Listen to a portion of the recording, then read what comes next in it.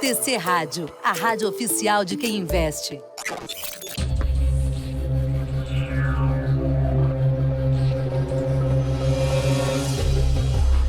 Começa agora os 10 mil deles. O reality cast que faz o seu tempo render.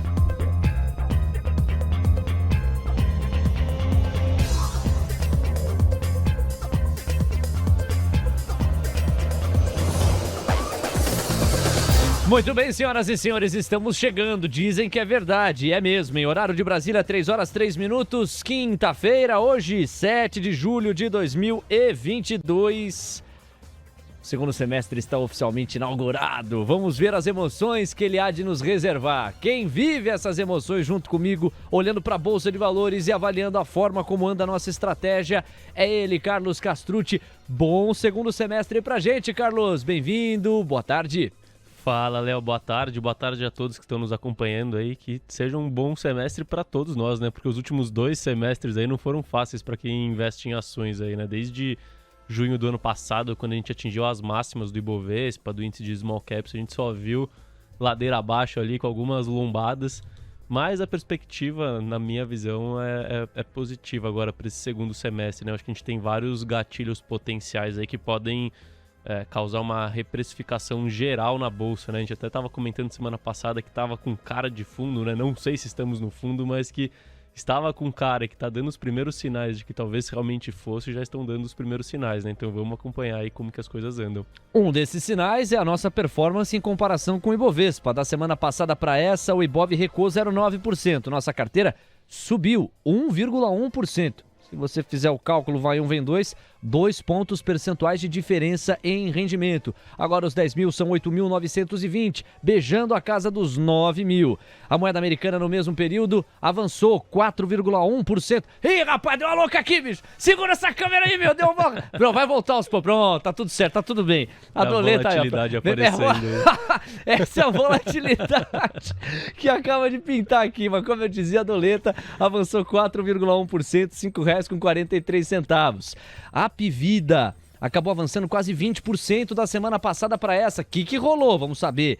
E a maior baixa, hein? Foi Brasil Agro, menos 9,5%. Você vai entender por quê. De conflito Rússia-Ucrânia, Estados Unidos, Europa, China, até Brasil, com PEC dos benefícios e 1001 emoções que só a classe política A brasileira é capaz de nos reservar. Está começando mais um capítulo vivo deste reality que bota o dinheiro para rolar na Bolsa de Valores e sofre um pouco também. Este é o podcast Os 10 Mil Deles. Um reality que faz o seu tempo render. Carteira de notícias. Muito bem, meus amores, vamos com os principais destaques da semana. Carlos, vou começar com o que há de mais quente, como a gente sempre faz aqui. E o que há de mais quente, domesticamente falando, é política.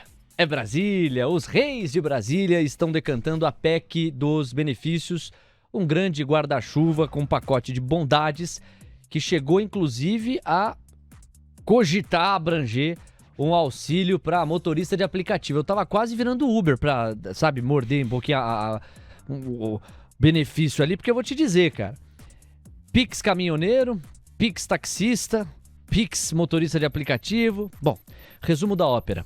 Um custo estimado na faixa dos 42 bilhões de reais, talvez um pouco mais, toda a pinta de que vai rolar a aprovação na Câmara dos Deputados, e a verdade é que isso beneficia a todos com vistas à reeleição. 1/3 dos senadores, toda a Câmara dos Deputados e Jair Bolsonaro, que patina em relação às pesquisas e vê o adversário Lula em primeiro lugar. Se você do outro lado não acredita em pesquisas, essa é uma legítima opção e escolha que você pode fazer. Eu não costumo brigar com elas, eu assumo a premissa de que elas são pistas importantes da realidade. E acho que o Bolsonaro também, né? Se ele tivesse tão confortável assim e não ligasse para pesquisa, talvez não tivesse empreendido tanto capital político para orquestrar o pacote que orquestrou. Inclusive a equipe econômica teve que ceder bastante. Castrucci, como é que você enxerga o atual momento fiscal do país que, de um lado, reserva recordes de arrecadação e revisões altistas para Produto Interno Bruto, PIB, mas de outro está tendo essa casquinha que a classe política adora tirar e não está fazendo diferente em ano eleitoral? Vamos lá, Léo. Primeiro até, voltando para o começo da sua descrição aqui, uma coisa que eu não consigo entender com quando você olha principalmente a ideia de dar benefícios para os motoristas de Uber, né? Antes da ideia dos benefícios por si só, assim, por que não se aumentam as tarifas do Uber, né? Para que o motorista consiga ser devidamente remunerado, ainda mais depois do reajuste que a gente viu de taxistas aqui faz 2 meses, mais ou menos, onde o Uber tá menos da metade do preço do táxi, né? Então, às vezes as pessoas ficam tentando, em Brasília, dar voltas em cima de voltas, sendo que pode ser um problema resolvido de forma muito mais simples, né? Nada como, por exemplo, um diálogo com os executivos da Uber mostrando a questão do desequilíbrio do preço das tarifas do Uber, né? E isso é refletido até para quem anda de Uber, sabe, aqui em São Paulo, pelo menos, que a gente tem uma dificuldade tremenda de andar de Uber, de pegar Uber dependendo do horário, porque falta motorista, tem muito mais demanda do que oferta, né? E os preços não são corrigidos de acordo com a relação de oferta e demanda. Então, assim, são algumas coisas que você fica pensando e fala, cara, não faz sentido, né? Assim, parece que em Brasília o pessoal não tem muito cérebro, não usa muito cérebro, né? Acho que esse é um ponto aí, fora de economia de uma forma geral que eu queria trazer aqui. Agora, falando de mercados, né, que é o que mais interessa aqui, e da questão fiscal. Léo, é claro que não é uma boa sinalização, né, pro futuro, né, para as expectativas para a situação fiscal do país, você ter esses pacotes de aumento de gastos, né, que são temporários, só na hora da aprovação, depois costumam se tornar duradouros, né, costumam perdurar depois de um tempo. Mas às vezes eu fico me questionando algumas coisas, assim, né, e não, sem entrar no mérito de que essas medidas em si não são prejudiciais do ponto de vista fiscal do país. Mas você reparou que todo ano a gente tem alguma pauta que é do ponto de vista de deterioração fiscal do país, e o país continua melhorando sua situação fiscal atual, né? Então... 2019 eu não lembro, 2020 pandemia, 2019, 21 precatórios... 19 Previdência, né? E aí saiu a Previdência. A reforma. Mas saiu pior do que o mercado esperava, então a gente teve muito balanço. Aí precatórios, todo ano tem alguma coisa. A gente sempre vê o Brasil acabando surpreendendo na situação atual, isso não significa que vai se repetir no futuro, claro. Na questão fiscal de uma forma geral. E um outro ponto que às vezes eu me pego refletindo, assim, é que a questão da utilização dos nossos vieses cognitivos para determinar se algo é bom ou ruim, né? Imagina, Léo, assim, isso é mais uma questão do que uma solução aqui, mas imagina que o teto de gastos não exista, tá? E você olha as medidas colocadas atualmente de forma separada entre benefícios que você traz para a sociedade e impacto fiscal efetivo, sem ser a questão do romper o teto, né? Romper o teto, isso é grave, romper o teto, isso é grave. Tira o teto. Será que as medidas que estão sendo colocadas pelo governo, né? Claro que tem toda a questão de ser uma parte de politicagem para tentar ganhar eleição, mais voto, popularidade, claro. assim em diante. Mas será que essas medidas, se não houvesse o teto de gastos, seriam ruins? Todas elas seriam ruins?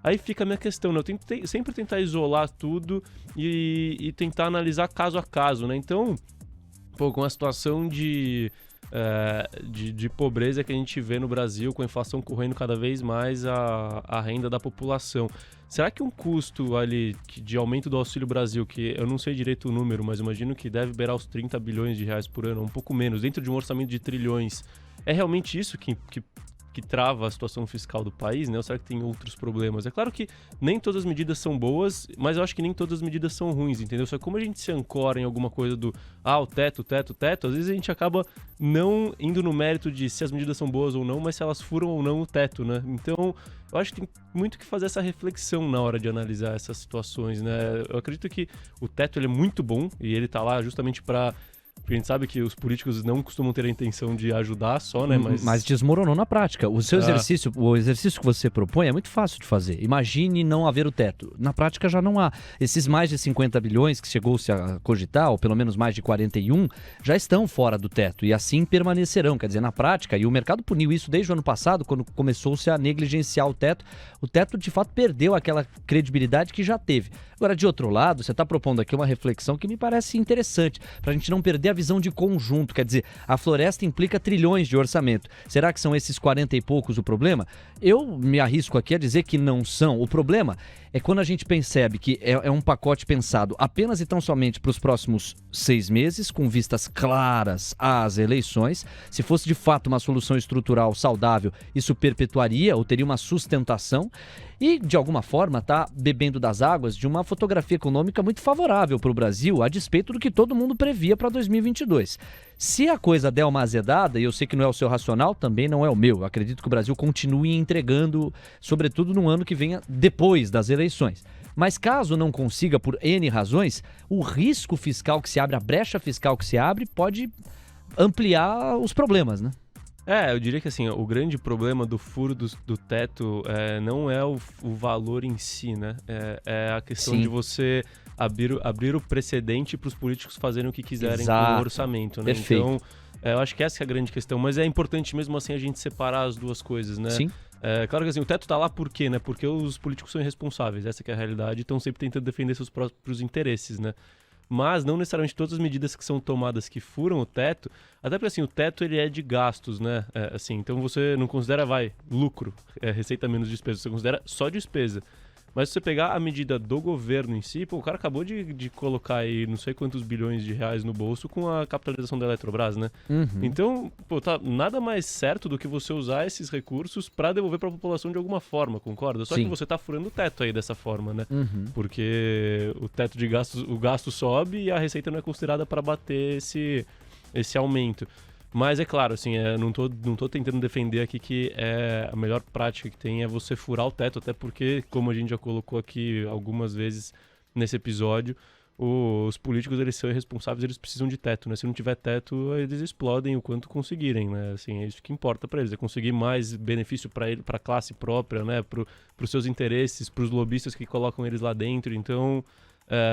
claro que tem todo esse ponto negativo. Mas assim, a conversa é muito boa, porque você, em teoria, ter um Auxílio Brasil na casa dos R$600 para milhões e milhões de brasileiros, e por tabela, para milhões e milhões de famílias, num país que tem os problemas que o nosso país tem, me parece um grande gol. Havendo sustentação fiscal para isso, você vai assegurar uma dignidade para uma parcela que é muito castigada socioeconomicamente na nossa sociedade. Assim, é interessante de se notar isso. O que são R$600 na prática? É muito pouco para você sustentar a si mesmo e a uma família. E poderia ser pior ainda. Hoje esse valor está em R$400. Para mim, a grande crítica é que cheira eleitoreira a medida porque não cheira porque parece que cheira. Cheira porque é eleitoreira e a gente sabe que é eleitoreira. Só que é aquela história, né? A história não se repete, ela rima. O tempo todo isso acontece. Sempre que houver brecha, a classe política... Cara, eu vejo até a oposição tentando fazer o jeitão, o ensaio ali de crítica, de pegar a pedra para arremessar.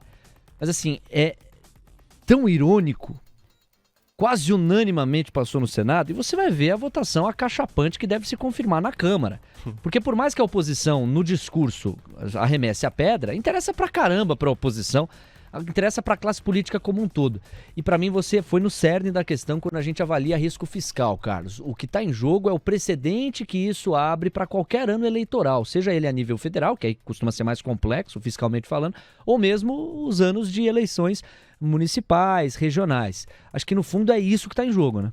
Perfeito, é exatamente isso, assim, o problema aí é o risco político, né, que a gente tem lá pra frente, porque as medidas em si, assim, quando que você vai criticar, assim, eu não falando dessa parte do auxílio especificamente, mas redução de imposto, né, assim, porque nem reduzir o imposto da gasolina, do ICMS. Travou em 18%, não a ideia de você isentar tudo e depois pagar Claro. os estados, né. Mas, isso quer medida mais pró-economia, né? Mais pró-eficiência do que você reduzir impostos. Mas aí fica, não, mas, putz, e a receita do governo, não sei o que lá. Cara, se você tá melhorando a situação... A gente sempre fala que tem que melhorar a condição de negócios no país, para melhorar a produtividade, não sei o que lá. Aí quando a gente fala em uma redução de impostos, que na prática é uma medida que ajuda na melhoria das condições de negócio do país, que traz mais produtividade, consequentemente e potencialmente mais crescimento, a gente critica porque está perdendo receita de curto prazo. Então mesmo a gente, isso é uma crítica nossa a nossa profissão, assim. Mesmo a gente acaba sendo curto prazista quando são medidas do governo. A gente sempre quer procurar um motivo para criticar, né? Só que a gente não pensa que se, assim, partindo do pressuposto que essa sequência que eu vou falar aconteça, né? Se você reduz impostos, você deixa a economia mais eficiente, já tem uma economia mais eficiente, você tem mais crescimento mais que acontece, mais arrecadação a longo prazo e perene, né? Muito melhor do que você ter uma alíquota maior e você ter um crescimento menor. Fora o bem-estar geral que você traz para a população de uma forma geral. Então, acho que a minha colocação, a minha reflexão fica muito nessa linha, entendeu? De vamos refletir um pouco mais sobre as medidas em si e parar de focar muito em pontos que a gente se ancora, né? Como o teto de gastos, como a arrecadação do mês seguinte, do ano seguinte e assim em diante. É interessante, cara. Você apoia aqui uma visão liberal, é exatamente esse o argumento dos liberais, quer dizer, você diminui carga tributária e ao contrário do que se sugere de que a arrecadação seria muito impactada, se num primeiro momento isso é uma verdade, no médio prazo é uma grande distorção, porque você aumenta a arrecadação e aí os cofres públicos tendem a ser reforçados, não o contrário. E de outro lado, o argumento de quem questiona esse teto do ICMS é o impacto de desidratação que essa medida, sobretudo no curto prazo, há de fazer acontecer em educação ou mesmo saúde. E a gente lembra também que o orçamento, a maneira como os destinos orçamentários do Brasil estão postos, é muito complicado e beira a ineficiência, quase a paralisia. Você tem muito dinheiro carimbado, não. E Y% do que entrar aqui necessariamente vai para a educação, necessariamente vai para a saúde, necessariamente... Aí você fala do outro lado, mas não tem que ter uma garantia de que vai para a saúde, de que vai para a educação? É claro que tem, mas às vezes o que está lá é até pouco perto do que saúde e educação mereceriam, ou às vezes, dado o crescimento que essas duas áreas atingiram no passado recente, você pode canalizar e falar, não, segurança está exigindo mais atenção neste momento, então vou canalizar mais para a segurança. Mas você tem amarras orçamentárias que basicamente também impedem você de governar. Se governar é escolher e destinar recursos passa por isso, se você tem muito dinheiro carimbado e completamente preso, você tem as mãos atadas muitas vezes, né? Léo, às vezes eu acho que as análises acabam sendo um pouco simplistas, né? E as pessoas esquecem muitas vezes do cerne da questão, né? O problema do Brasil não é falta de arrecadação, né? O problema do Brasil é excesso de gasto com funcionalismo, né? Com a máquina pública. Esse que é o problema do Brasil. Inchada, né? Esse dinheiro carimbado, que é quase todo o orçamento do governo, que vai justamente para financiar a própria estrutura do governo. Ou seja, quem era para estar trabalhando por nós, né? Na verdade, está colhendo todos os nossos recursos e ficando com eles no bolso, né? Então, não é o problema de faltar dinheiro para educação, saúde e segurança, não é da falta de arrecadação, é do mau uso do dinheiro público. Essa que é a grande questão. 3h20, rendeu, senhoras e senhores. E nós temos aqui alguns destaques urgentes. O Carlos pode, inclusive, comentar. É bom que a gente já colha a percepção dele a respeito. Vamos para o primeiro. Comissão da Câmara aprova a PEC dos benefícios, texto vai a plenário. É exatamente esse o mecanismo. Primeiro uma comissão decanta o texto, a proposta, faz uma primeira aprovação. Aí então o pavimento está feito para que o texto avance para o plenário. É o que acontece desde o final ali das 14 horas, 14h58, 14h59. A PEC dos benefícios deve ser votada ainda hoje na Câmara. Ela precisa ser aprovada em 2 turnos por 308 deputados. É muito difícil, ou costuma ser muito difícil, mobilizar 308 deputados em torno de uma PEC. Essa aí não deve passar pela mesma dificuldade e você sabe por quê. A Comissão Especial aprovou a PEC dos benefícios por 36 votos a 1. 36 votos a 1. Só um voto dissonante. Lá no plenário do Senado, nós só tivemos um voto dissonante, que foi o do senador José Serra. Todos os demais fizeram um posicionamento favorável à PEC. Na comissão, só um voto dissonante. A comissão especial vota destaques da PEC dos benefícios neste momento. A equipe Mover segue monitorando, participando e trazendo os principais pontos, pintando novos urgentes, nós trazemos para cá. Agora, Carlos, pintou um outro urgente, que aí não tem a ver com a PEC dos precatórios, ou dos benefícios, mas tem a ver com poupança. Poupança tem retirada líquida de 3,75 bilhões de reais em junho. Fotografia do mês de junho, esses dados são do Banco Central. A entrada líquida ficou em 3,51 bilhões. Então, se você somar, você vai ver que mais dinheiro saiu da poupança do que entrou na poupança. Carlos, qual que é a primeira leitura? Acho que é uma pergunta difícil, ou pelo menos ampla essa que eu vou destinar a você, mas qual que é a primeira leitura que a gente faz? Por baixo dá para dizer que tem mais recursos saindo da poupança do que entrando. Aí projetar mais consumo já é um atrevimento? Qual que é o balanço que você pode fazer? Assim, é claro que essa informação sozinha, ela não diz é muito, suficiente, né? Mas se você pegar algumas outras medidas, porque quando você vê retirada da poupança, né? Quais são os movimentos possíveis que podem justificar essa movimentação? Boa. Primeiro, pode ser simplesmente um movimento de troca de ativos, né? Então, eu tô saindo de poupança para comprar fundos, renda variável, que foi algo que a gente viu ali do ciclo 2017 até 2020, mais ou menos, né? Sim. Que não é o caso agora, eu imagino, porque a gente não tá vendo entrada de recursos na bolsa, a gente tá vendo saída de fundos de risco do ano inteiro, né? Uhum. Então não é troca de classes de ativos, né? Não é uma movimentação de investimentos. Você não acha que é sair da poupança para ir para uma renda fixa? Não é. Assim, eu imagino, tá? Claro. Que não seja, até pela questão do que eu falei aí do que a gente tá vendo nos movimentos de fundos, né? Que tá saindo dinheiro de tudo quanto é lugar. Então, dito isso, qual que é o primeiro ponto? A poupança, efetivamente, das pessoas está diminuindo, né? As pessoas estão poupando menos, está diminuindo a reserva que essas pessoas têm. E aí entram as duas outras opções que existem, né? De duas, uma, ou essas pessoas estão com uma propensão maior a consumir e menor propensão a salvar dinheiro, a guardar dinheiro, justamente porque estão com estímulo de consumo. E a outra opção é que realmente elas estão tendo um comprometimento de renda maior, então elas estão tendo que corroer a sua poupança justamente para conseguir manter o seu padrão de vida, manter o básico, né? Manter a alimentação, o transporte e assim em diante. Dada a taxa de juros atual, eu imagino, e a situação econômica que a gente tem, eu imagino que sim, é claro que uma parcela pode ser para consumo a mais, mas eu imagino que grande parte seja porque realmente as pessoas estão perdendo o poder de compra e estão precisando tirar da sua poupança para manter o seu poder de compra. Então eu acho que é uma leitura que não é legal, assim, porque a gente sabe que quanto menos poupança a população tem, né, e não aumentando a sua propensão a consumir de uma forma geral, mas a população, de uma certa forma, está exposta ao risco de um ciclo econômico baixista, né? Então, e de um momento de aumento de desemprego, por exemplo, onde a pessoa não tem poupança e não tem renda. Então, não é um sinal legal. Eu vou te complementar e esse complemento vai reforçar a sua tese. O editor Gabriel Ponte, que sempre tabela conosco aqui, com os textos que produz no painel Mover Pro, vai lá e estampa que o Banco Central do Brasil reportou nesta quinta a retirada líquida de 3,75 bilhões da caderneta de poupança em junho, e aí que está o complemento que eu acho que vai reforçar a sua tese. É o maior montante de retirada para o mês desde 2015. O que aconteceu em 2015? Nós estávamos vivendo uma crise econômica que, claro, não se assemelha à crise atual. Nós nem estamos num cenário... O cenário é de crescimento econômico, não de retração econômica. Mas a inflação, que era um problema em 2015, também é um problema em 2022.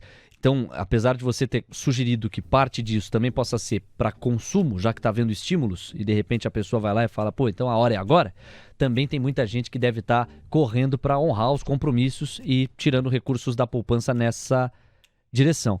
Esta série histórica de mapeamento dos recursos que entram e saem na poupança do Banco Central ocorre desde 1995. Carlos, a gente tem algumas participações ilustres aqui. Deixa eu mandar um abraço pro perfil Petroganho. Nós vamos junto, hein? De ponta a ponta aqui. Estamos desde cedo conversando. Petroganho tá por aqui. Tá falando muito de Petrobras. Petri 4 desde meio-dia travada numa faixa de 20 centavos, de 28,40 a 28,60. É mais enfadonho que assistir a tinta secar. Tá monótona a atuação do Petroganho, de olho em Petri 4. Carlos vai ficar à vontade para comentar a Petrobras. Nós temos tanta coisa para falar. Tá rendendo tanto aqui o programa. Vamos falar de petróleo. A gente viu uma forte correção ontem de queda, agora a gente vê um forte estresse, já eu pago a cotação de momento. O Ike Grafista também está por aqui, mandando o alerta. Pessoal, não pode ter emenda, hein? Se tiver mais emenda e mais emenda lá na PEC dos benefícios, já viu. O Samir Rosa também está falando aqui de alguns racionais de investimento. Olhando o gráfico, algumas empresas têm dado um repique esse mês. Ele fala de Hash 11, aquele fundo que está atrelado à performance média dos criptoativos. Cita Magalu também. Precisamos falar de varejo, precisamos falar de Via. Que porrada de Via. É mudança de tendência? É só um repique? A coisa no macro ainda não melhorou? O Carlos vai comentar. Então, pela ordem aqui, Carlos, enquanto eu mando um abraço também para o DDD 83, é o Toninho Coelho. Fala com a gente direto de Jampa. Eu li Jampa aqui, eu falei, rapaz, o que é Jampa? É uma cidade? Eu não conheço. Você sabe o que é Jampa? Putz, eu ia chutar, mas eu não sei se eu quero errar chutando. É sério? Você tá com medo de isolar, que nem o Benedetto fez, né, contra o Corinthians? Já tá feio essa semana aí, deixa eu passar pra alguém aí pra chutar. Não, passa pra mim que o tio Google me ajudou. Jampa é João Pessoa. Não é apelido de... Você ia acertar. É o apelido de João Pessoa, tá certo. Valeu, Toninho. Preciso visitar João Pessoa, ainda não conheço, mas tenho certeza que deve ser linda.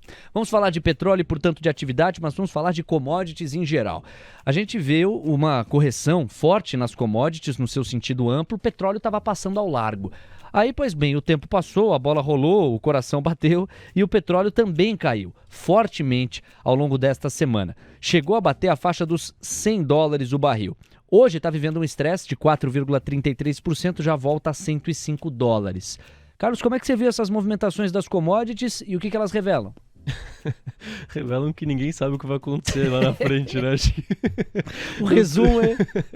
Não tem muito, assim, muito o que falar, né? Realmente, assim, a gente até trouxe, lembra aquele quadrinho do texto do Ray Dalio há 2 ou 3 episódios, e onde a gente falava justamente da mudança de foco do mercado entre pressão inflacionária, onde commodities sobem, e aí você passa para a questão de falta de crescimento, né, de retração econômica, coisa do gênero, aí muda o cenário para commodities, principalmente, porque commodity é muito vinculado com a atividade, né, e o que a gente está vendo nesses últimos tempos é justamente isso, né, assim, alguém sabe se a gente vai continuar com a inflação pressionada, ou se a gente vai viver um cenário de contração econômica, ou se vai ser os dois, ou nenhum dos dois, ninguém sabe.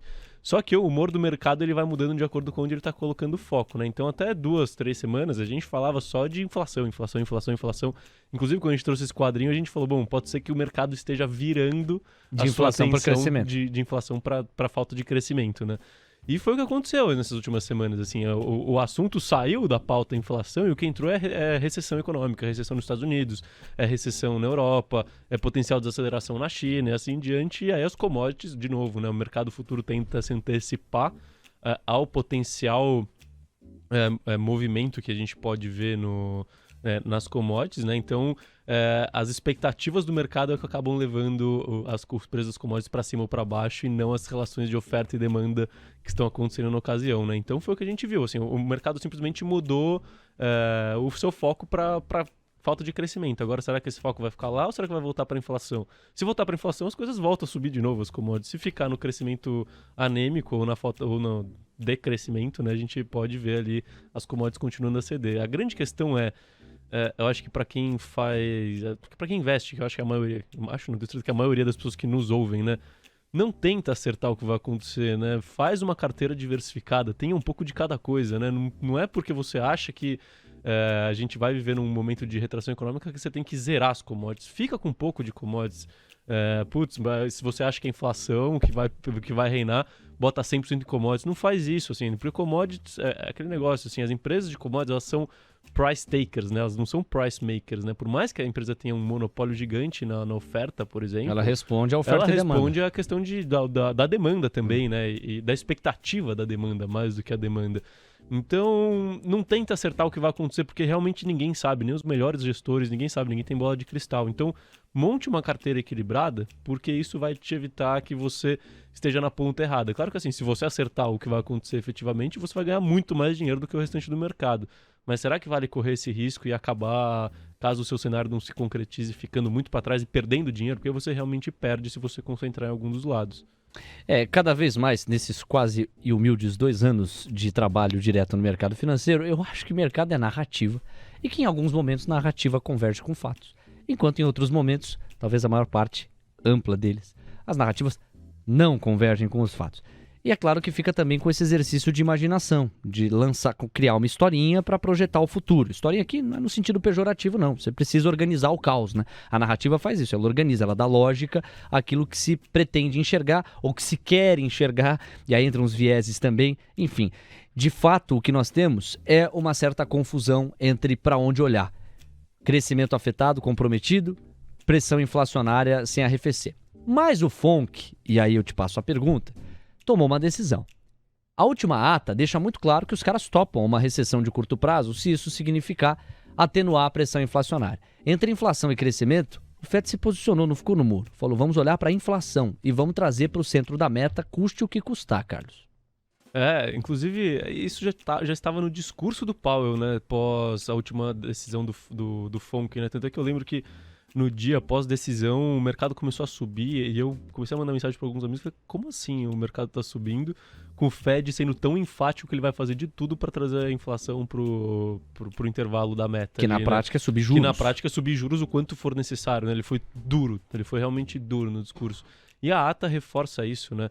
E eu acho que ele tá certo, tá? Ele tem que tentar controlar a inflação da melhor forma possível, porque se ela ficar num patamar muito descontrolado, né? E aí eu acho que vai a grande questão da qualidade da atuação do Fed, que é justamente de não tentar jogar lá na frente, né? Até onde a gente vai. Reunião a reunião a gente vai ver o que acontece, porque realmente tudo pode mudar do dia para a noite na questão da inflação, e a gente vai tomando as decisões com base nisso, mas estamos focados em controlar a inflação. E a gente sabe que isso é muito importante, essa mensagem, para conseguir até controlar também as expectativas de inflação nos Estados Unidos, as expectativas de juros nos Estados Unidos, né? Conseguir essa ancoragem, que foi o que aconteceu aqui de errado no Brasil, né? No Brasil, o Banco Central perdeu a ancoragem das expectativas, que continuam muito desancoradas, né? Mesmo com toda a atuação do Banco Central, Carlos. Continuam muito desancoradas.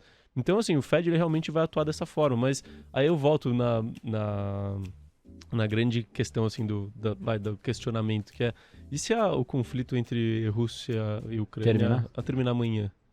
Muda tudo, né? Assim, muda tudo. Commodity agrícola, energética despenca. Então, assim, tem muito fator que a gente não tem a resposta ainda para conseguir delimitar qual que vai ser a trajetória da inflação. Tem. Talvez o Putin. Ele sabe, né? Porque ele vai ter que tomar a decisão no final das contas, né? Mas esse negócio é fazer amizade com o Putin. Agora você me deu uma ideia. Eu vou lá. Toma cuidado, hein? Toma cuidado, que o Putin é aquele cara que dá tapinha nas costas, você não sabe pra onde ele vai, hein? Tem que ver como que ele tá com os movimentos corporais dele, dependendo se você faz o oposto do que ele falar, né? Exatamente. Até porque ele chegou a trabalhar no serviço secreto da antiga União Soviética. Ele sempre foi um cara de muita astúcia, observação. Mas, para a ampla maioria dos analistas, se descolou do mundo em que estamos, nessa decisão atabalhoada da invasão à Ucrânia. Ele estava com a mente muito soviética e pouco globalizada para aquilo que manejou. De qualquer forma, a escolha dele vai tendo as suas consequências e os preços das commodities traduzem muito bem isso.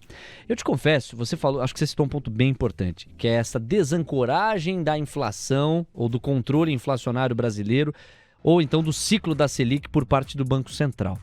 E você tem tanta razão que eu tenho conversado com alguns contribuidores aqui da casa que estimam que, depois de outubro, a coisa já vai começar a cair, isso aí é uma Selic mais para baixo. Ou contribuidores que falam, até o primeiro semestre de 2023, ela vai se manter num patamar de 13 e poucos %. Nós tivemos divulgações aí de projeções, vai me trair a memória, mas enquanto você responde eu vou buscar. Projeção de 20% para a Selic. Se chegar a 20% não me surpreende. Nós tivemos uma instituição embasando isso. Então, assim, de fato, você tem uma diversidade tão grande de apostas, de estimativas para a política monetária brasileira, que isso, no fundo, gera confusão, né, Carlos? Mas assim, até eu acredito que mais do que as expectativas, porque também tem muita questão, assim, todo mundo quer acertar um outlier sozinho, né? Então o cara às vezes joga, que nem as projeções do petróleo, lá um trouxe 65, outro trouxe 280, sei lá, $300 o barril no final do ano. Posso te complementar? Pode. Uma Selic de 20% não me surpreenderia, diz Alice Nucci, da britânica Janus Henderson. Visão de que o Ibovespa estaria barato não é compartilhada pelo gerente de portfólio para mercados emergentes. É o posicionamento mais fora da curva que eu já encontrei nos últimos meses aqui, porque ele não só alega que o Ibovespa não estaria barato, como ele também diz que uma Selic de 20% não o surpreenderia. Agora, por mais que eu até considere isso que você falou, de que ele quer ser um fora da curva ao estimar isso, o preço é alto, hein? Porque eu sempre vou lembrar desse nome como o cara que falou que a Selic ia para 20%. Bom, em prol da precisão, ele não falou que iria, ele falou que não surpreenderia a ele. É um eufemismo, vai, Carlos? Assim... Realmente, se ele acha que a Selic pode ir para 20, a bolsa não tá barata mesmo, porque a bolsa com Selic a 20... Esquece, né?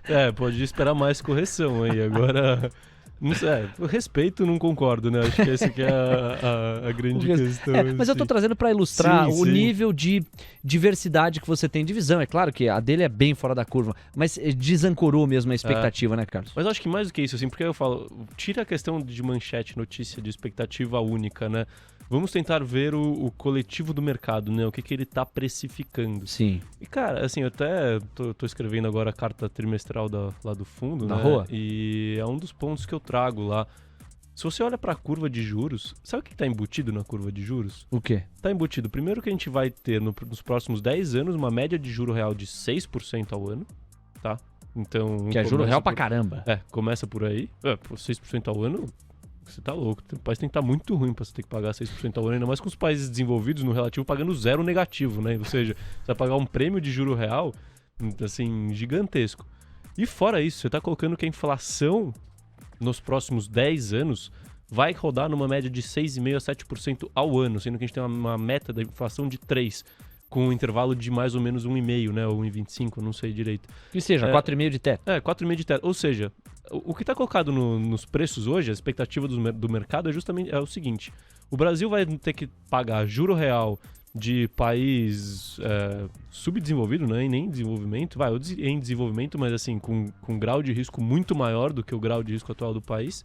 E o país vai estourar a sua meta de inflação todos os anos, por muito, nos próximos 10 anos. Assim, será que isso é provável, né, de acontecer?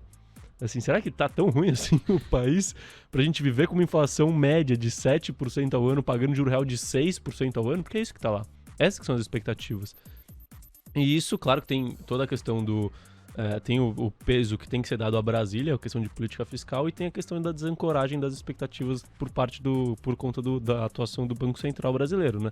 Mas olha a que ponto a gente chegou, né? E por isso que a Bolsa tá nesse patamar atual, assim. E realmente, se for verdade esse cenário que tá desenhado, aí realmente a Bolsa fica muito difícil você ganhar dinheiro, qualquer empresa entregar qualquer tipo de retorno com um cenário de inflação a 7% ao ano e de 6% de juro real. Mais cedo eu estava conversando com o Hugo Queiroz, que te tem alta conta, e eu sei que é recíproco, e ele colocou aqui um recorte temporal que me pareceu bem revelador. Ele falou que operar a Bolsa de 2010 a 2015 foi o pior dos mundos, que ela ficou de lado, amarrada ou com viés baixista. Você acha que a gente pode estar vivendo um flanco de tempo assim tão grande quanto, assim, uma estimativa de alguns anos aí dessa bolsa lateral, difícil para ganhar dinheiro, expandir patrimônio propriamente dito? Ou não, a tese segue sendo aquela que eu estimo que ainda é, né, Carlos? De que o país está sendo precificado hoje com muito exagero negativo. Léo, assim, a minha tese é de que o cenário é completamente diferente do cenário de 2010 a 2015. Até se você olha do ponto de vista de ciclo, né? Quando você olha ali 2009 foi quando a Bolsa, se não me engano, atingiu a sua máxima. Um crescimento gigante, é. A Bolsa atingiu sua máxima, o desemprego estava na mínima, a economia brasileira bombando até 2013, mais ou menos, Copa do Mundo chegando, investimento em infraestrutura gigantesco, todos os esquemas de corrupção que alavancam o crescimento no curto prazo, né? Então, assim, o que a gente viu de 2010 a 2015 foi uma economia que estava pujante e começou a arrefecer. Então a gente estava num ponto alto do ciclo econômico, ciclo de juros também estava positivo, ciclo inflacionário positivo, ciclo de crescimento positivo, ciclo de bolsa e psicológico positivo. Então a gente estava vendo tudo positivo ali em 2010 e começando a ter uma virada de ciclo de 2010 em diante, até a gente chegar na maior recessão histórica do país, que foi o biênio ali 2015-2016. Então, assim, a gente estava num ponto alto de ciclo começando a ter uma reversão e depois de um ciclo muito longo, né? Porque ali, tirando a crise de 2008, que a gente teve uma porrada para baixo na bolsa que recuperou muito rápido, né? Depois, de 2000 desde o primeiro mandato do Lula, com todo o boom das commodities que a gente viu um ciclo longo de alta na bolsa brasileira, um ciclo longo de crescimento no Brasil e assim em diante, muito puxado pelas commodities. Agora é o oposto, agora a gente está num ponto de baixa do ciclo, a gente saiu de uma recessão feita pelo Covid, a gente está agora começando a recuperar o emprego, né, desde 2017 de forma bem devagar, crescimento ainda não acelerou, juros já tá lá em cima, inflação já tá lá em cima, o pessimismo tá exagerado, né? Assim, então, na minha visão, enquanto em 2010 a gente estava num ponto altíssimo do ciclo, ou seja, a gente teve uma correção para baixo do ciclo, que é natural, agora, na minha visão, a gente está num ponto baixíssimo do ciclo e a gente está num ponto onde a gente tem grandes chances de se recuperar. Então, Na minha visão, bolsa nos próximos 5 anos, né, se a gente for pegar esse mesmo período, para mim é para cima e muito para cima, assim, ainda mais com os valuations que a gente está vendo e com os fundamentos das empresas que estão bem mais sólidos e com endividamento, estrutura de capital, tudo bem melhor, né? Então, de uma forma geral, para mim é bem diferente. Eu acho que o período de agonia principal a gente meio que já passou, que foram esses últimos... Mas assim, eu falo 12 meses, mas a gente teve pandemia ainda desde 2020, então se pegar os últimos 2 anos não foram fáceis para o investidor em ações, né? Então, eu acho que assim, a gente tá realmente no ponto oposto. É claro que a gente tem um porém que lá nos Estados Unidos a gente tá vendo o oposto, a gente tá vendo uma virada de ciclo lá de cima lá para baixo. Mas assim, no curto prazo a correlação das bolsas ela é direta, mas no médio e longo prazo eu acho que cada um trilha de acordo com seus fundamentos. Carlos, e só para direito aqui da precisão, o Hugo não equiparou o momento de ciclo econômico de 2010 2015 ao que nós estamos vendo agora. Ele apenas aludiu a esse período 2010 2015, falando era um saco, bolsa de lado ou para baixo. E nós estamos, nisso sim é parecido, né? A bolsa está de lado ou para baixo já há algum tempo, mais de 1 ano e pouco, que os fundamentos estão muito descolados do preço que está lá na tela. Então só reforçar isso. O Ike Grafista, que já está prestes a ser contratado por este projeto, vem e informa que a meta para o IPCA está em 3,5%, com intervalo de tolerância de 1 ponto percentual e meio para cima ou para baixo. É isso mesmo, Ike. Valeu, um abraço para você. E tem pergunta aqui no nosso WhatsApp, o DDD é o 17, é o Sayeg. Ele diz assim: Carlos, não entendi, corrupção alavanca o crescimento no curto prazo? Que história é essa? Não, é que naquela época, para que era utilizado a corrupção, principalmente nas empresas de infraestrutura e de petróleo, por exemplo? É justamente para você alavancar o investimento privado, né? Então você alavancou muito o investimento privado, e o investimento privado tinha muito peso no PIB naquela época, né? Então, assim, a própria corrupção estimulou o investimento privado dos grandes grupos, né? Então, Odebrecht, Andrade Gutierrez, Camargo Correia, aqueles projetos superfaturados da Petrobras na época, e tudo isso vira PIB, né? Se você está injetando dinheiro em excesso assim na economia, né, você está gerando PIB. Então, é claro que assim, não necessariamente a corrupção ela tem uma ligação direta com o crescimento, mas naquela ocasião, como você estava estimulando esse investimento privado dessas grandes corporações, aí sim você tem um impacto positivo direto no crescimento. Não sei se ficou claro. Não, ficou claro sim. Que no primeiro momento aquele... Ô, rapaz, que é isso? Vamos ter corrupção à vontade, então, né? O país cresce. Não é assim. Longe disso. Mas é um ângulo pragmático mesmo, porque no curto prazo a corrupção, ainda mais nos modos daquela época, se traduziu com a alavancagem do capital privado para o estímulo a algumas áreas, entre as quais a infraestrutura, que também no curto prazo acaba trazendo muito emprego, né? Trazendo muita ocupação para a galera. Você cria um ciclo virtuoso. Com 1001 aspas. Com 1001 aspas ali. Agora são 3h44, abração para ele, o glorioso Sayeg. Valeu, Sayeg, um abração. Bom, vamos falar dos destaques de papéis, né, da semana passada para essa. Carap Vida, em quase 20% de ganho. Te surpreendeu? Léo, essa semana foi uma semana de virada ali, de alocação, né, de troca de empresas de commodities. Então é que você vê que na ponta oposta a gente tem uma empresa de commodities e na ponta positiva a gente tem a Rap Vida, que é uma empresa de crescimento, voltada mais para a economia doméstica, né, que é parte de saúde verticalizada. Me surpreendeu porque foi muito raro, assim, a gente viu o tamanho da violência. Por isso que eu acredito, só um parênteses, que talvez esse movimento não seja um bull trap, né? Aquele repique, porque foi muito forte, né? A gente viu... Que nem via. Via em 2 dias subiu, sei lá, 25%, né? Então, assim, realmente tem cara de que se esgotaram as vendas, né? Que agora não tem mais quem venda, já tá tão barato e aí começam as compras e toda a questão do ciclo virtuoso que pode vir por consequência disso, né? E Rap Vida acabou surfando muito bem nesse período aí, assim como grande parte das empresas ligadas para a economia doméstica e empresas de crescimento também. Explica pra galera aí no Se Vira nos 30, como é que a Rap Vida ganha dinheiro?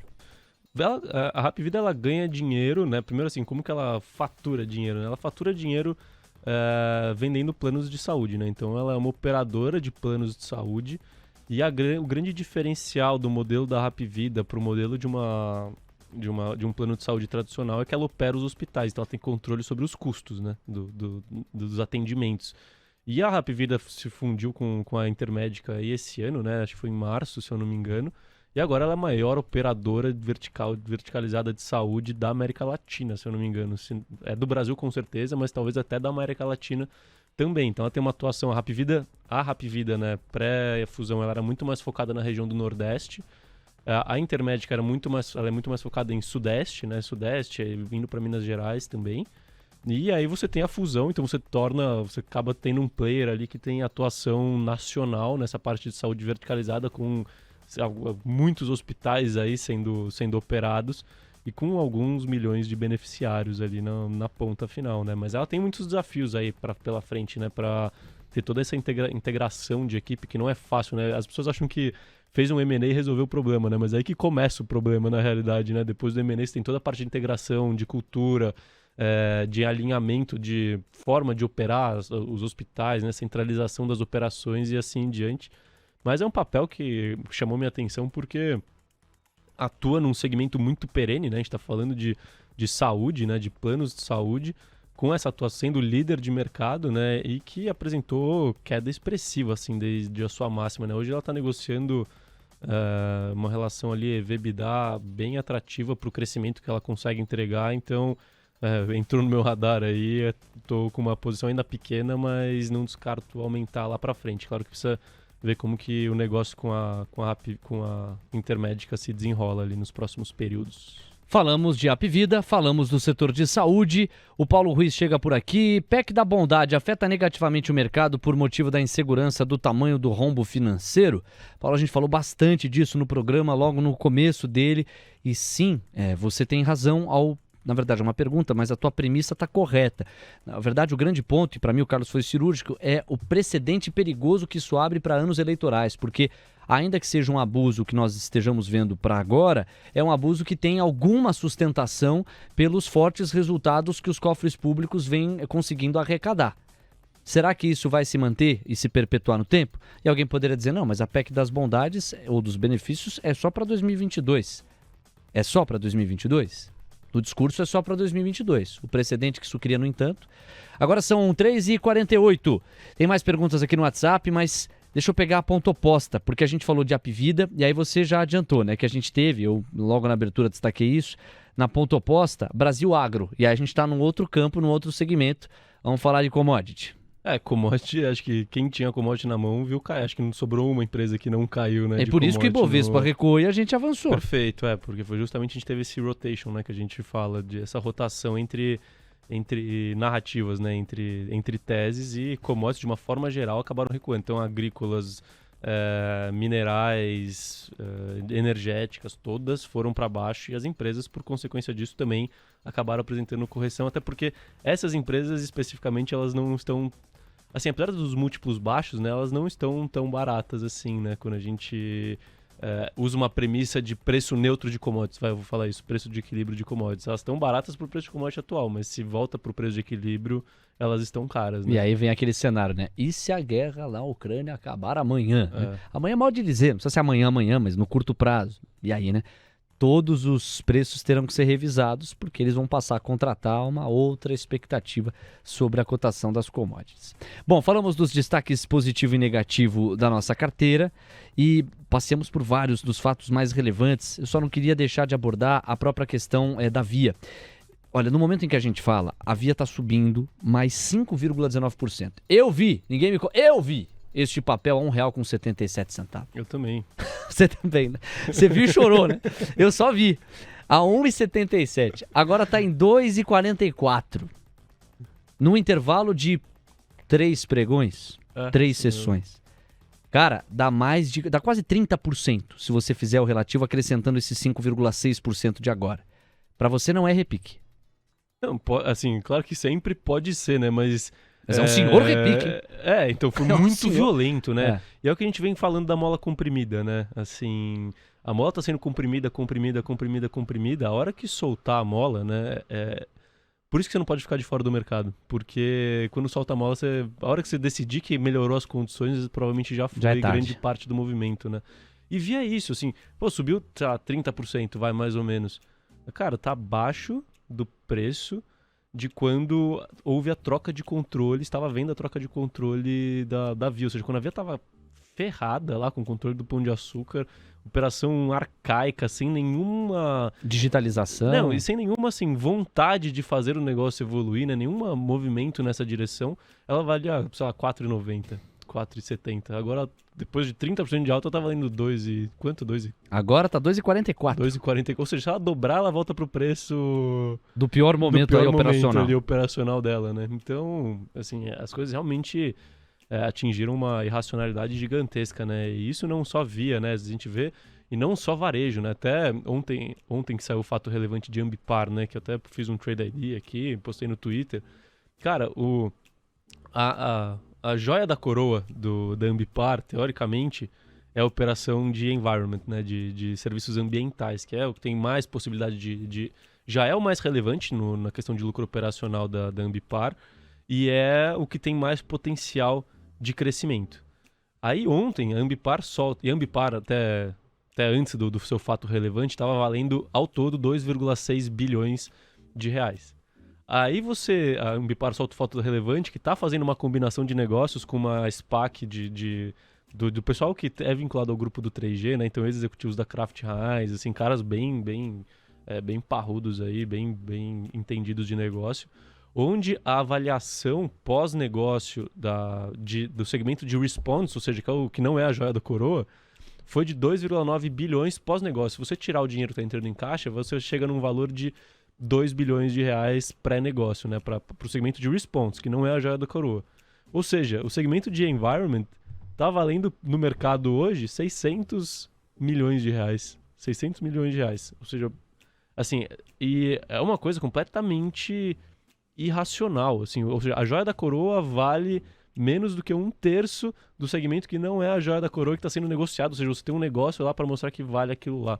Pô, será que tá certa essa precificação aí, né? Ou será que tá exagerada, né? E essa é a situação que a gente tá vendo na bolsa de uma forma geral. São valuations que você não consegue explicar. Eu tava até brincando com o Otávio, meu sócio, ontem. Eu falei, cara, eu já nem tenho vontade de fazer valuation, porque eu vou achar que tá barato também. Tá tudo barato.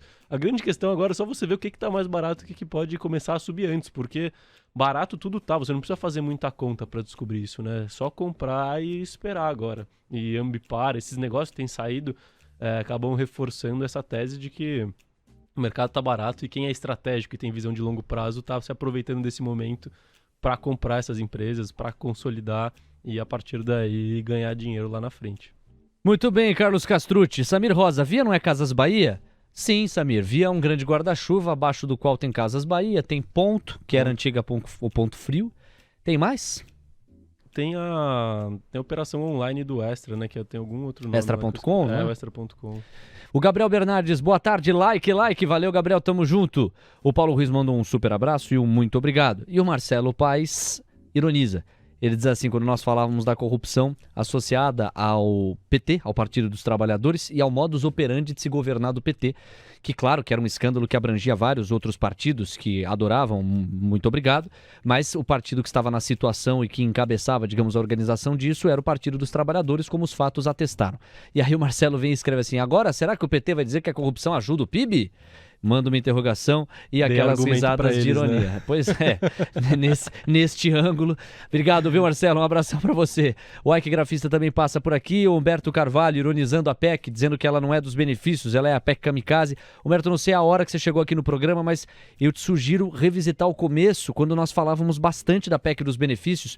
O Carlos chegou a trazer um outro ângulo com uma visão um pouco mais ampla, uma visão de conjunto.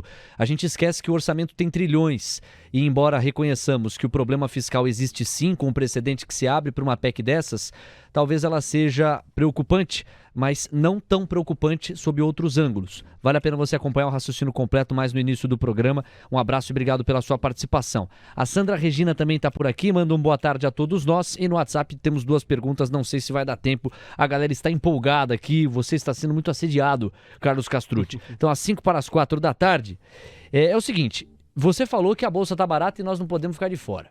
Porque em qualquer momento, ou a qualquer momento, dado a atual região do ciclo econômico onde a gente está, você pode ter uma resposta, uma destravada, e aí tudo acontece muito rápido. O próprio repique, que não é repique, ou é um senhor repique, da Via, prova isso. É 30% em 3 pregões. Mas por que nós temos 18% de caixa? Léo, porque eu tento, assim, a partir do momento que eu crio uma regra, uma estratégia, não é porque eu acho que vai acontecer A ou porque eu acho que vai acontecer B que eu vou sair dela. Então, o que eu tenho esperado justamente é a questão da minha ferramenta de momento mostrar que eu devo comprar, aumentar a posição, né? Acho que vale o destaque, né? Porque o que eu faço dentro da estratégia é justamente reduzir a exposição aos ativos que me indicam que o momento não é bom. Então, eu costumo reduzir por volta de 30% da posição. Mas para você ter uma ideia, a gente estava com 30% em caixa até pouco tempo atrás. Agora a gente está com 18%. E hoje eu vou ter que sair daqui, eu acho que vai diminuir. Eu acho que vai diminuir um pouco mais. Vamos ver, eu preciso abrir a ferramenta no final do dia para descobrir. É sempre no final do dia que você avalia a compra? Eu avalio normalmente no final do dia, assim, para realizar as compras. Eu vou monitorando ao longo do dia, mas no final do dia eu acabo tomando a decisão de usar um preço definido para ver se realmente o sinal virou ou não, né? Mas assim, o que a ferramenta tem me mostrado, porque até qualquer dia eu mostro sem mostrar os papéis, eu posso trazer aqui como que funciona a ferramenta, a cara isso é legal. dela. E a cara dela, assim, Assusta. Você tem... Não, até que não, ela é bonitinha, porque assim, tem acho que 6 ou 7 critérios, e aí cada critério você vai estar lá, prosseguir ou vender. E aí eu só compro quando dá prosseguir em todos. Aí fala, tá bom, então agora você pode comprar, entendeu? E o que eu tenho visto na ferramenta é que cada vez estão aparecendo mais prosseguir. Então eu acho que o comprar tá muito perto já, entendeu? Mas aí vale sempre o disclaimer que eu faço aqui. Não segue isso, até não tenta se antecipar a mim, porque muitas vezes dá vários prosseguir e a minha ferramenta tem essa sensibilidade justamente de, deu vários, mas eu não compro porque realmente ainda eu não tô com a probabilidade favorável pra mim, né, pra compra. Então muitas vezes chega a dar, faltando um prosseguir, começa a azedar o mercado de novo, eu não comprei e volta tudo para baixo. Então não é uma ideia boa tentar antecipar o movimento da ferramenta. Ainda mais com um produto de natureza semanal como é os 10 mil. Aí a Cláudia Stuck, cheguei lascando o like, gostei, lasca o like você também, contribua aqui para nossa transmissão, já tem Expresso da Tarde. Aí a gente tem aqui o Luciano Santos, faz uma pergunta que é de outros investidores. A PEC vai ajudar a Via e Magalu? Deve ajudar sim. É claro que você tem que pensar nos dois pontos, né? Você tem a ponta positiva e a ponta negativa. A ponta negativa, juro de longo prazo e juro de curto prazo, né? E inflação também. E quanto maior o juro, maior a taxa de desconto dos fluxos de caixa de longo prazo. Quanto maior o juro de curto prazo e a inflação, menor a capacidade das pessoas de consumir. Crédito. Então você tem esse ponto negativo. Mas pelo ponto positivo, você tem mais dinheiro na mão das pessoas, essas pessoas tendem a consumir mais. A gente tá vendo dados de consumo sempre surpreendendo, né? Saiu a prévia de Multiplan agora, que foi uma porrada, assim, recorde trimestral de venda da história da Multiplan. O PMI de serviços no Brasil, acima de 60. Serviços. Então, assim, é isso. A grande questão é, a realidade econômica brasileira tá melhor do que se esperava. Acho que os trimestres de retração de consumo já foram ali, começando no terceiro trimestre de 2021, terceiro, quarto, e o primeiro desse ano. Eu acho que a partir do segundo, né, e ainda mais com essa PEC sendo aprovada no terceiro e no quarto, a gente pode ver um estímulo para o consumo grande, ainda mais com Copa do Mundo, né? Porque as pessoas tendem a ter uma predisposição maior a consumir em época de Copa do Mundo. Televisão então, e afins. Pode surpreender. Eu acho que sim, os resultados dessas companhias podem surpreender aí nesse ano as expectativas que estão muito pessimistas, né? Talvez não seja tão ruim assim. Muito bem, Carlos Castrucci. O árbitro já está apitando, nós estamos nos despedindo, mas você não sai da TC Rádio, porque vem aí o seu Expresso da Tarde com o melhor fechamento do pregão. Carlos, tudo de bom. Quinta-feira que vem estamos de volta para falar mais de bolsa. Boa, espero que tenham gostado aí, espero que tenham conseguido contribuir. Vamos lá, torcer para que esse movimento de bolsa realmente não seja um repique, que as coisas voltem a subir, que os investidores que aguentaram até aqui merecem. Mas semana que vem, de qualquer forma, estamos aí. Um abraço. Valeu, Carlos. Valeu, galera. Obrigado pelo carinho da audiência. Saúde, juízo. Até semana que vem. Tchau. Termina aqui mais um episódio de Os 10 Mil Deles, o reality cast que faz o seu tempo render. Disclaimer. As opiniões dadas pelo gestor de recursos Carlos Castrucci sobre empresas de capital aberto e demais ativos financeiros investidos por ele podem configurar conflito de interesse com você, ouvinte. Deste modo, reflita sobre a precisão e a validade dessas opiniões a partir dos seus próprios critérios. Além disso, qualquer comentário sobre investimentos reflete única e exclusivamente a opinião do Carlos. Não se trata de qualquer recomendação de investimento. Ressaltamos ainda que a participação dele não tem como objetivo a venda dos serviços da Roa Asset Management empresa da qual é sócio e por onde realiza os investimentos dos R$10 mil iniciais do projeto. O investimento destes recursos vem sendo realizado pelo Carlos da mesma forma como são investidos os recursos dos clientes da Roa. O projeto Os 10 Mil deles persegue as melhores práticas mundiais para o mercado financeiro na atuação de Carlos como gestor de recursos. Assim, ele não vai comunicar alterações na estratégia de investimentos antes de executá-las para os próprios clientes. TC Rádio, a rádio oficial de quem investe.